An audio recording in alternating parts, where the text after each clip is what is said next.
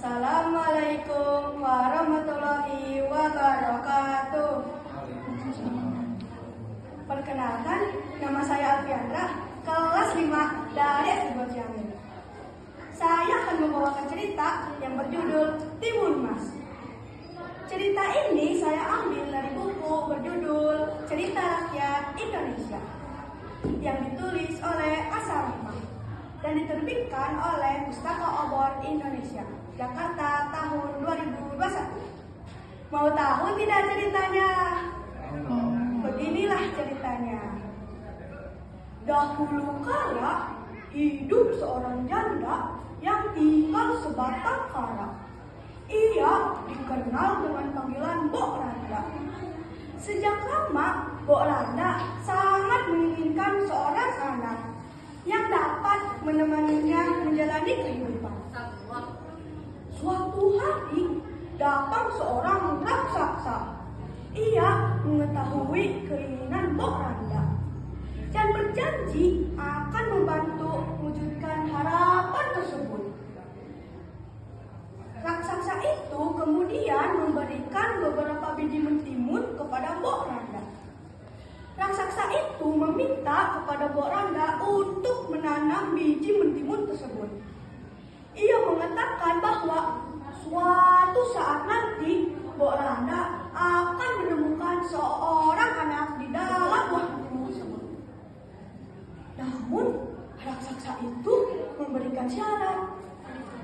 Tapi dengan syarat, saat anak itu berumur 6 tahun, kamu harus menyerahkan kepadaku untuk usahakan, ucap raksasa itu.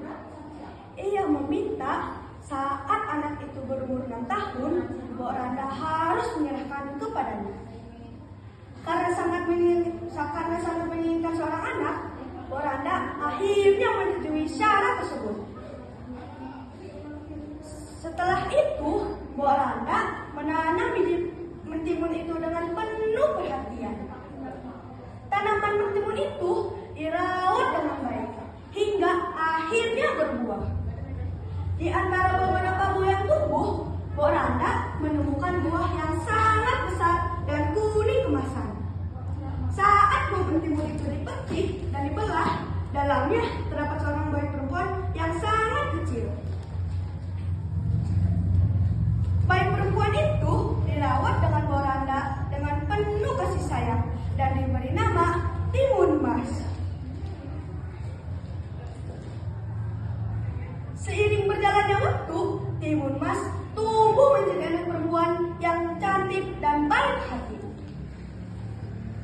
6 tahun kemudian, Timun Mas tumbuh menjadi anak perempuan yang sangat cantik.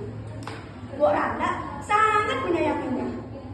Namun, kebahagiaan itu terganggu saat raksasa itu datang kembali untuk menagih janji yang pernah dibuat. Mbok Randa sangat khawatir karena tidak ingin berpisah dengan Timun Mas. Mbok Randa pun mencari cara untuk menunda permintaan sang raksasa. Ia pun lantas meminta raksasa itu untuk bersabar hingga 2 tahun lagi.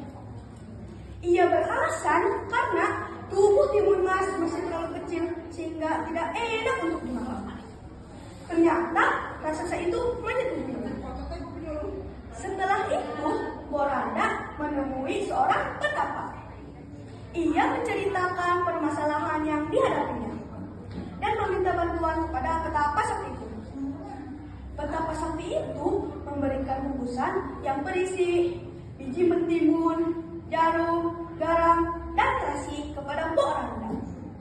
Benda-benda itu bisa menangkal kejahatan sang raksasa. 2 tahun kemudian, raksasa itu datang kembali untuk menagih janji. Mbok Randa langsung menyuruh Timun Mas berlari sambil membawa bingkisan. Raksasa itu pun mengejarnya. Timun Mas yang sudah kelelahan lantas mengeluarkan bungkusan yang berisi biji mentimun lalu disebarkannya. Ajaib, pohon mentimun dengan ukuran-ukuran raksasa tiba-tiba tumbuh dan melilit sang raksasa. Kesempatan itu dipakai oleh Timun Mas untuk berlari. Namun, raksasa itu bisa membebaskan diri. Timun Mas mengeluarkan bungkusan yang berisi jarum lalu disebarkannya. Tiba-tiba, pohon bambu tumbuh dengan lebatnya dan menghambat langkah sang raksasa. Kakinya berdarah tertusuk bambu. Namun, raksasa itu enggan menyerah.